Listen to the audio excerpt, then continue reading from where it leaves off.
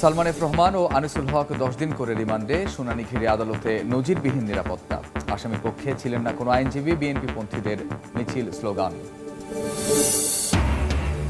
শেখ হাসিনার বিরুদ্ধে আন্তর্জাতিক অপরাধ ট্রাইব্যুনালে গণহত্যার অভিযোগ গঠন, গুমের ঘটনায় সাবেক প্রধানমন্ত্রী সহ 26 জনের নামে ভুক্তভোগীর মামলা।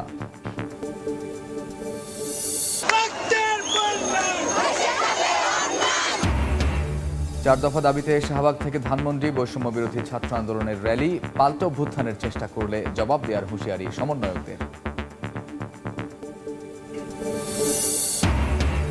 হাইকমিশনার ও রাষ্ট্রদূতদের সঙ্গে পররাষ্ট্র উপদেষ্টার বৈঠক, অন্তর্বর্তী সরকারের সঙ্গে কাজ করতে আগ্রহী ভারত, চীন, তিস্তার পানি ন্যায্যতা নিশ্চিতের আহ্বান। এবং রংপুরে আবু সাইদের বাড়িতে বিএনপি মহাসচিব মির্জা ফখরুল ইসলাম আলমগীর খোঁজ খবর নিলেন পরিবারের, বললেন দুর্নীতি ও দুঃশাসনের কারণেই পতন হয়েছে আওয়ামী লীগের।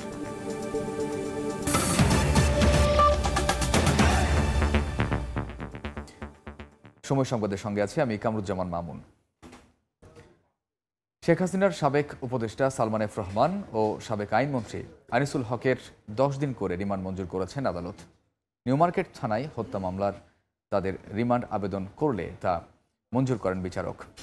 শুনানি ঘিরে নজিরবিহীন নিরাপত্তা ব্যবস্থা নেওয়া হয়। এ সময় বিএনপি পন্থী আইনজীবীদের মিছিল স্লোগানে উত্তাপ ছড়ায় আদালত প্রাঙ্গণ।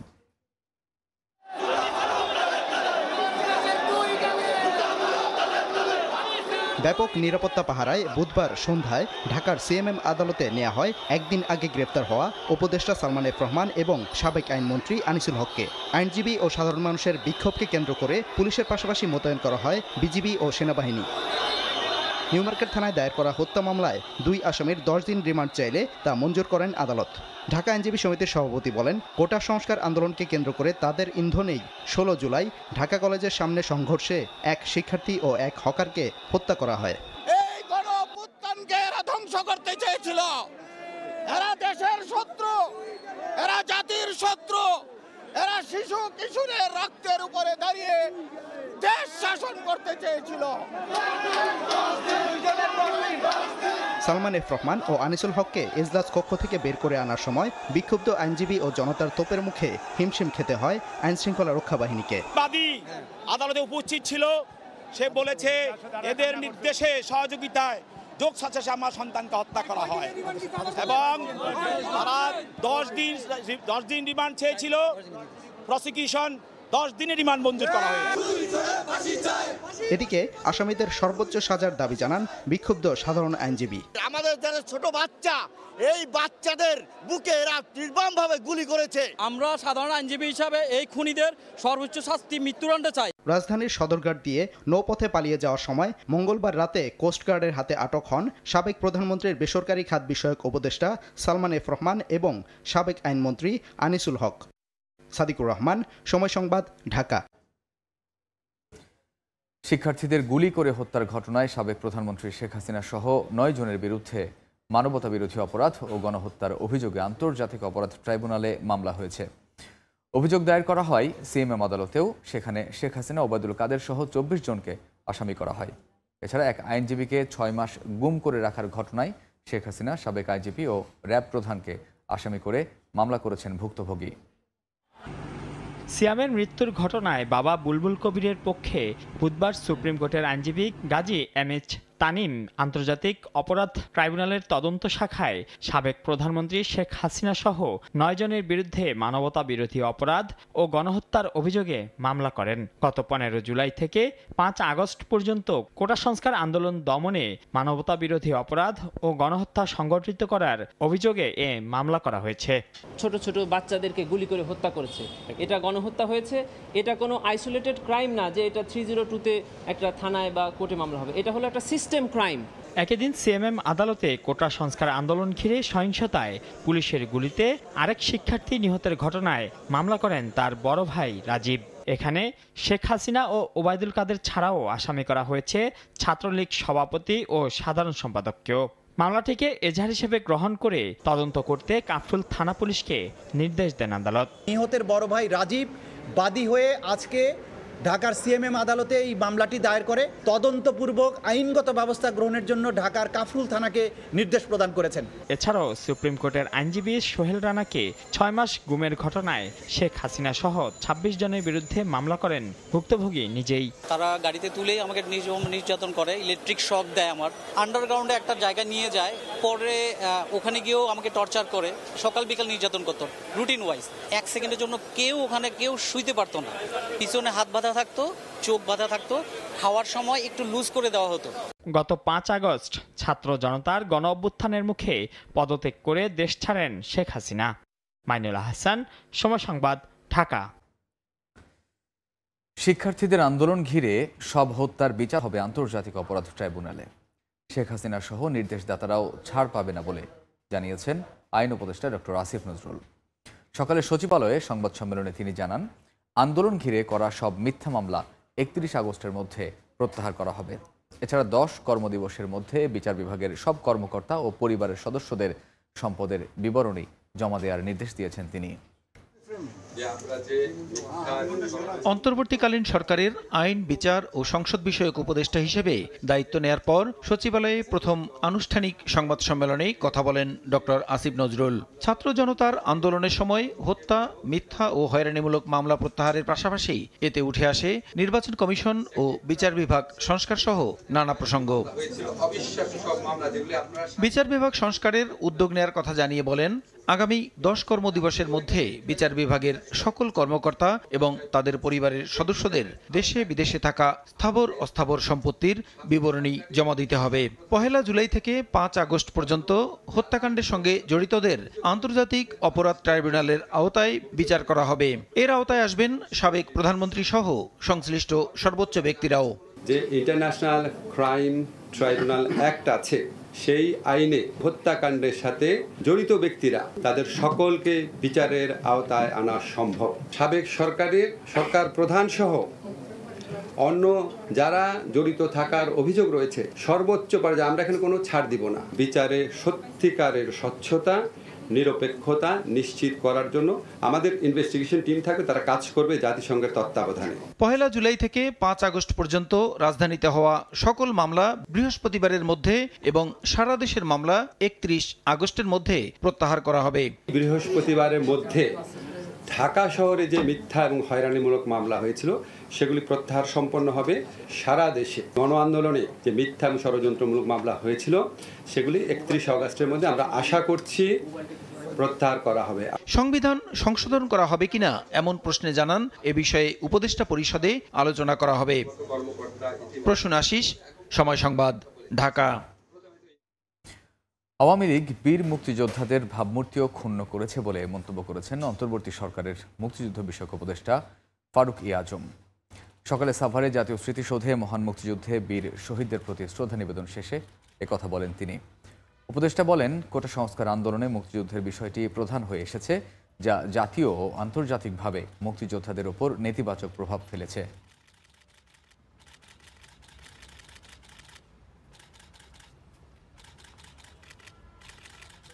কোটা সংস্কার আন্দোলনে সংগ্রাম করতে গিয়ে মুক্তিযুদ্ধের বিষয়টা প্রধান হয়ে আসছে। এটা জাতীয় এবং আন্তর্জাতিকভাবে এটা মুক্তিযোদ্ধারা ইমেজ সংকটের মধ্যে পড়ছে। এটা একটা সুবিধাভোগী শ্রেণী হিসাবে মুক্তিযোদ্ধাদেরকে চিত্রিত করছে বিগত স্বৈরাচারী ব্যবস্থা। সেই কারণে এটাকে পুনর্গঠনের ব্যাপারে এই মুক্তিযোদ্ধাদের আত্মত্যাগ এবং তাদের বীরত্ব, সত্যিকারের মুক্তিযোদ্ধা যারা আছে তাদের মতামত নিয়েই আমাদের এই সামনের দিনে আমরা এগিয়ে যাব। সাবেক প্রধানমন্ত্রী শেখ হাসিনার বিচার সহ 4 দফা দাবিতে শাহবাগে সমাবেশ করেছে বৈষম্য বিরোধী ছাত্র আন্দোলন। সমাবেশে সমন্বয়করা বলেন, ভারতে বসে ষড়যন্ত্র চালিয়ে যাচ্ছেন শেখ হাসিনা। 15 আগস্টকে কেন্দ্র করে কোনো পাল্টা গণ অভ্যুত্থানের চেষ্টা করলে তা শক্ত হাতে প্রতিহত করার হুঁশিয়ারিও দেন তারা। শাহবাগের সমাবেশ শেষে ধানমন্ডির রাপা প্লাজা পর্যন্ত পদযাত্রা করেন হাজার হাজার ছাত্র জনতা। আবারও হাজার হাজার ছাত্র জনতার পদচারণায় জনসমুদ্র রাজধানীর শাহবাগ। অপশক্তিকে রুখে দেয়া এবং দেশের সম্প্রীতি রক্ষার উদ্দেশ্যে একতার বাংলাদেশের সম্প্রীতি সমাবেশ ছিল বুধবার বেলা 2:30টায়। সমাবেশে একাত্মতা প্রকাশ করে বৈষম্য বিরোধী ছাত্র আন্দোলনও। শেখ হাসিনার বিচার সহ 4 দফা দাবিতে রেজিস্ট্যান্স উইকের দ্বিতীয় দিনের পূর্ব ঘোষিত কর্মসূচিও যোগ হয় সেই সমাবেশে। বিকেল হতেই এতে অংশ নেন হাজার হাজার ছাত্র জনতা। এতে অংশ নিয়ে বক্তারা বলেন, দেশে সাম্প্রদায়িক সম্প্রীতির বন্ধন অটুট রয়েছে। ক্ষমতা হারিয়ে সম্প্রীতির এই দৃঢ়তা ভাঙার চেষ্টা করছে আওয়ামী লীগ। আর তাই ষড়যন্ত্র রুখতে সবাইকে ঐক্যবদ্ধ হওয়ার আহ্বান জানানো হয় সমাবেশ থেকে। দাঙ্গা লাগানোর একটা দূর সন্ধিক্ষণ আঁকছে এই ফ্যাসিস্ট হাসিনার দোসররা। কারা ষড়যন্ত্রকারী? এই বাংলাদেশের ছাত্র ছাত্রী আপামর জনতা এটা জানে। আর কোন দেশব্যাপী ষড়যন্ত্র, আর কোন আগ্রাসনের ষড়যন্ত্র এদেশে চলতে দেওয়া হবে না। বৈষম্য বিরোধী ছাত্র আন্দোলনের নেতারা বলেন, শেখ হাসিনা পালিয়ে গেলেও ভারতে বসে ষড়যন্ত্র অব্যাহত রেখেছেন। 15 আগস্ট কেন্দ্র করে কোনো পাল্টা গণ অভ্যুত্থানের চেষ্টা করা হলে শক্ত হাতে তা প্রতিহত করবে শিক্ষার্থীরা।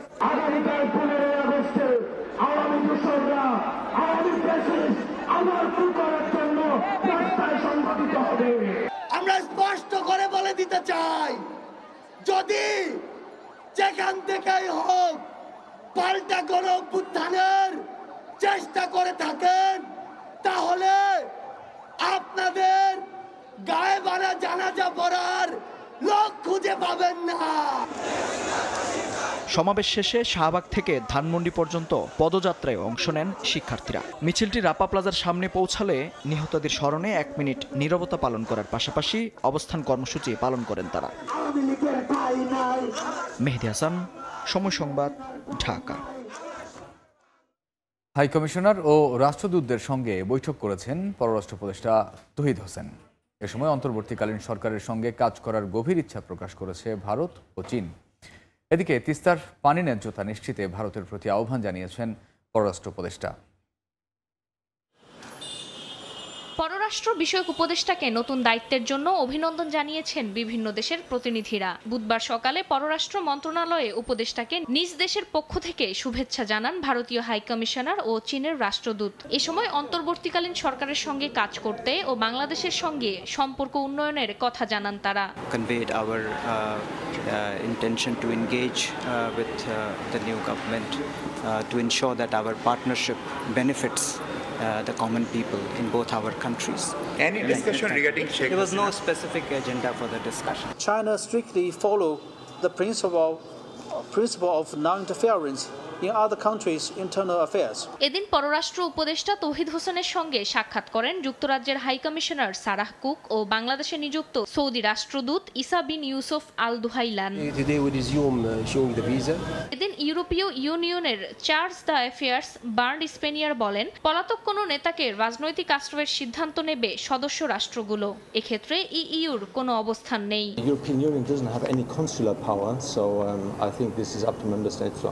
পরে সংবাদ সম্মেলনে পররাষ্ট্র উপদেষ্টা বলেন, ক্ষমতায় যেই আসুক না কেন সব দেশের সঙ্গে দ্বিপাক্ষিক সম্পর্কে তার কোনো প্রভাব পড়বে না। সবাইকেই বলেছি যে এটা একটা সাময়িক পরিস্থিতি, এটা স্টেবিলাইজ করবে। বাংলাদেশের সম্ভাবনা অপার অসীম। আমাদের সাথে তোমাদের যে সম্পর্ক এবং যে ইন্টারাকশন সেটাকে তোমরা বজায় রাখো, তোমরাও বেনিফিটেড হবে, আমাদের জনসাধারণ বেনিফিট। তিস্তা এমনকি এক দেশের জন্য যা পানি প্রয়োজন সেটুকুও নাই, কিন্তু আছে তো। 100 কিউসেক পানিও যদি থাকে তার মধ্যে 30 কিউসেক কি আপনারা আমাদেরকে দিতে পারেন? আমি এই শব্দটা ব্যবহার করেছি। এ সময় তিনি আরো বলেন, ভারত থেকে শেখ হাসিনার বক্তব্য অন্তর্বর্তী সরকারের জন্য স্বস্তির নয়। পররাষ্ট্র মন্ত্রণালয় এই ব্যাপারে কিছু করার নেই, আসলে এটা হলো দুটো মন্ত্রণালয়ের কাজ। ফারজানা আক্তার, সময় সংবাদ, ঢাকা। দুর্নীতি ও দুঃশাসনের কারণেই আওয়ামী লীগের পতন হয়েছে বলে মন্তব্য করেছেন বিএনপি মহাসচিব মির্জা ফখরুল ইসলাম আলমগীর। রংপুরে কোটা সংস্কার আন্দোলনে পুলিশের গুলিতে নিহত আবু সাঈদের কবর জিয়ারত শেষে সাংবাদিকদের একথা বলেন তিনি। কোটা সংস্কার আন্দোলনে পুলিশের গুলিতে নিহত বেগম রোকেয়া বিশ্ববিদ্যালয়ের শিক্ষার্থী আবু সাঈদের গ্রামের বাড়ি রংপুরের পীরগঞ্জ উপজেলার জাফরপাড়ায় বিএনপির মহাসচিব মির্জা ফখরুল ইসলাম আলমগীর বুধবার দুপুরে কবর জিয়ারতের পর পরিবারের সদস্যদের খোঁজ খবর নেন। এ সময় তিনি সাংবাদিকদের বলেন, দুর্নীতি ও দুঃশাসনের কারণেই আওয়ামী লীগের পতন হয়েছে। এবং যে দুঃশাসন পাহাড় সৃষ্টি করেছিল তারই ফলশ্রুতি হচ্ছে পরে জাফরপাড়া কালী মাদ্রাসা মাঠে উপজেলা বিএনপির আয়োজিত সম্প্রীতি সমাবেশে যোগ দেন তিনি। প্রধান অতিথির বক্তব্যে মির্জা ফখরুল দেশ পুনর্গঠনে অন্তর্বর্তীকালীন সরকারকে সব ধরনের সহযোগিতার কথা জানান।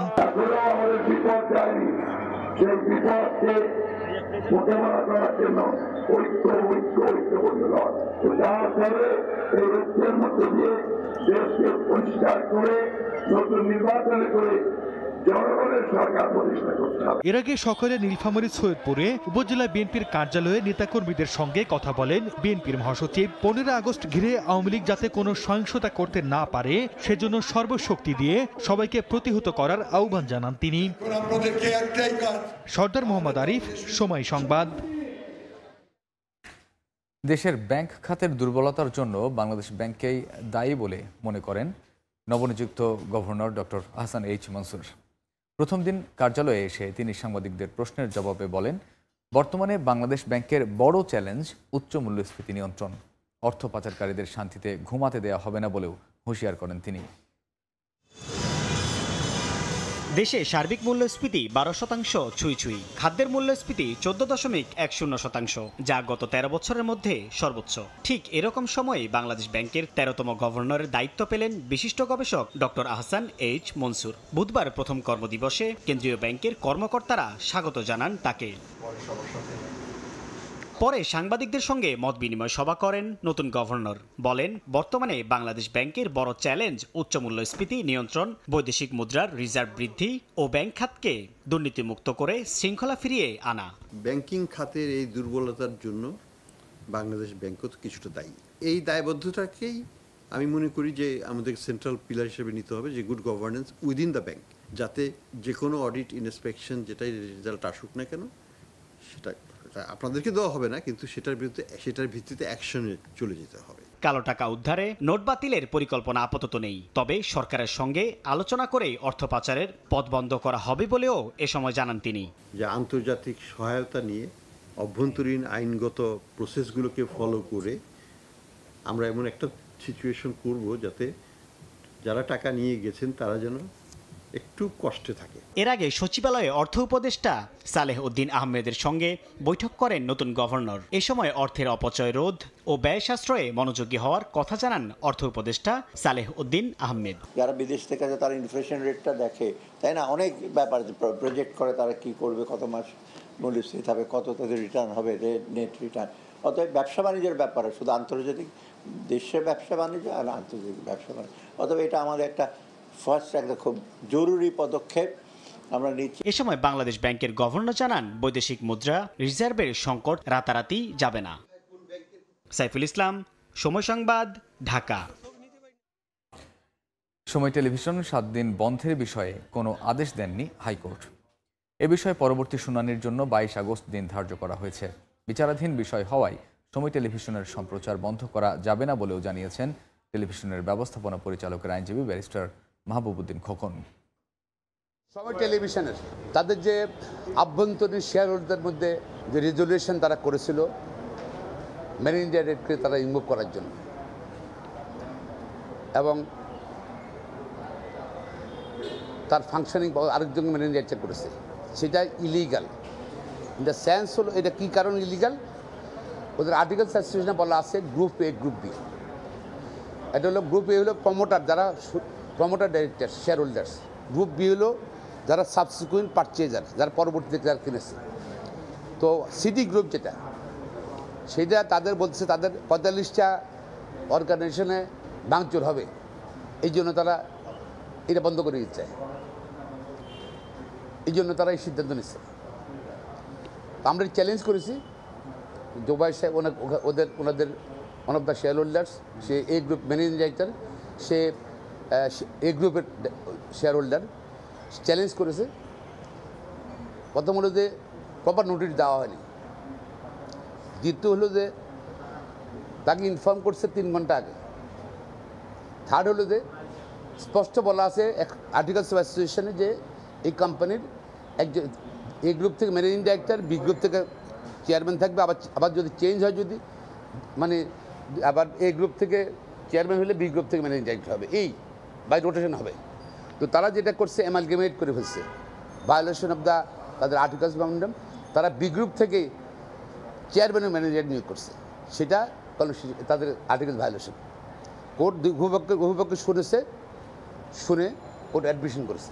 যেহেতু সাবজুডিস ম্যাটার অ্যাডমিশন হয়ে গেছে, ডেট ফিক্স করছে, বিচারাধীন বিষয়, শুধু সময়টিভিক চলতে কোনো বাধা নাই, এটা বন্ধ থাকবে। ওনারা যেটা বলেছেন এরকম কোনো অর্ডার এই আদালতে দেয়নি। খেলার খবর, পাকিস্তানে পৌঁছে প্রথমবারের মতো অনুশীলন করল বাংলাদেশ ক্রিকেট দল। সোমবার পাকিস্তানের উদ্দেশ্যে দেশ ছাড়ে টাইগাররা। একদিন বিশ্রামের পর বুধবার পুরোদমে অনুশীলন করেছে শান্ত তাসকিনরা। লাহোরের গাদ্দাফি স্টেডিয়ামে দীর্ঘ সময় ঘাম ঝরান ক্রিকেটাররা। এ দলের হয়ে ইসলামাবাদে খেলছেন জয় মমিনুল, মুশফিকুর রহিমরা। কানাডায় গ্লোবাল টি-20 লিগ শেষে সরাসরি পাকিস্তান দলের সঙ্গে যোগ দিয়েছেন সাকিব আল হাসান। প্রস্তুতি ঘাটতি মেটাতেই আগে পাকিস্তানে পা রেখেছে বাংলাদেশ দল। আগামী 21 আগস্ট শুরু হবে 2 ম্যাচ সিরিজের প্রথম টেস্ট।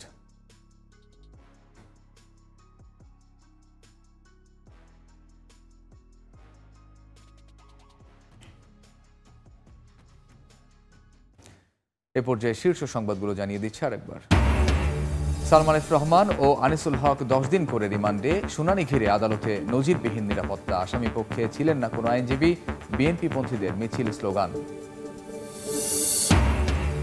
শেখ হাসিনার বিরুদ্ধে আন্তর্জাতিক অপরাধ ট্রাইব্যুনালে গণহত্যার অভিযোগ গ্রহণ। গুমের ঘটনায় সাবেক প্রধানমন্ত্রী সহ 26 জনের নামে ভুক্তভোগের মামলা।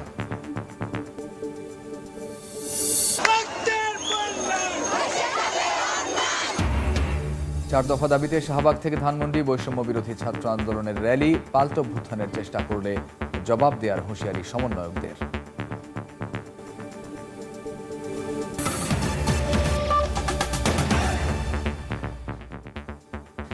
এই ছিল সময় সংবাদে, সঙ্গে থাকুন সময়ের।